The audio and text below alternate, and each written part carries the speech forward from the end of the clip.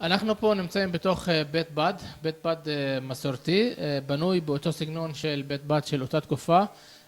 בנינו את זה ומתבסס על הממצאים הארכיאולוגיים שנמצאו בגמלה בגולן, ששם יש שרידים של יישוב מהתקופה הרומית וגם כמובן בית בד, ואז בנינו את זה בהתאם לשמה. ופה אנחנו עושים את ההפקת של השמן בשיטה מסורתית בדיוק כפי שאז עשו את זה. ולכן בין אוקטובר עד דצמבר אנחנו עושים את השמן פה, כותבים את הזיתים, מביאים אותם לבית בד הזה ואז מפיקים את השמן בשלושה שלבים. השלב הראשון זה ריסוק, צריכים לרסק את הזיתים, אז שמים את הזיתים בתוך האבן שמה שנקראים ים וממל.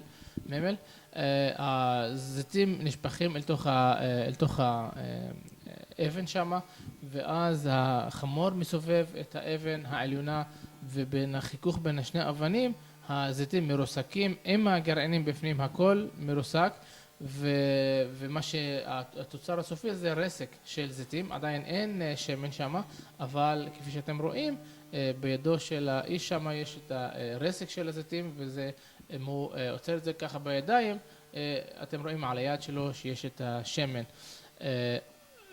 עדיין לא הפיקו את השמן. אז עכשיו השלב השני זה צריכים למלא סל עגול כזה שנקרא עקלים או קופה בערבית, למלא את החלל ממש מסביב, כל החלל שם ברסק הזה של הזיתים, ואחר כך צריכים לקחת את הסל הזה וללכת למכבש שמה ולשים את כל העקלים בערימה אחת כפי שאתם רואים שם, כל הסלים אחד מעל השני.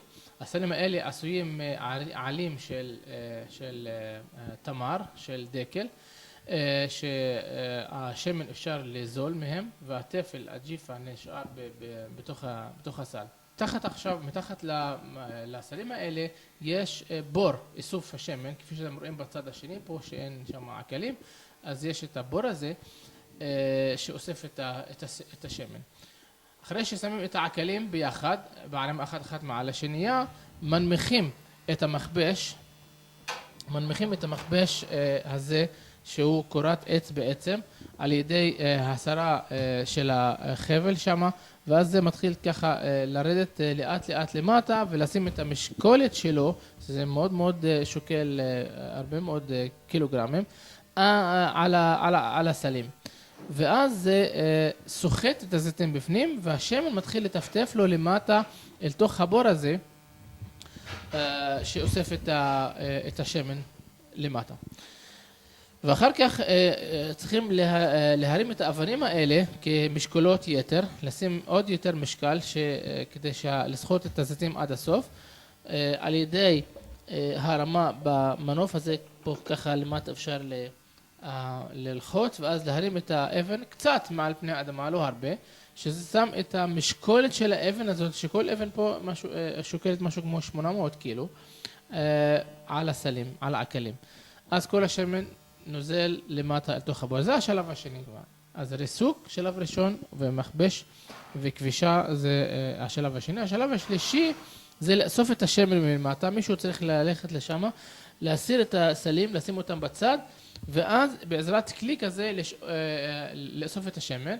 וכשעושים את השמן צריכים להפריד את השמן מהמים. היות ובזיתים יש גם מים, היות והשמן הוא קל יותר, אז השמן צף על פני המים, כפי שאתם רואים פה בסצנה הזאת.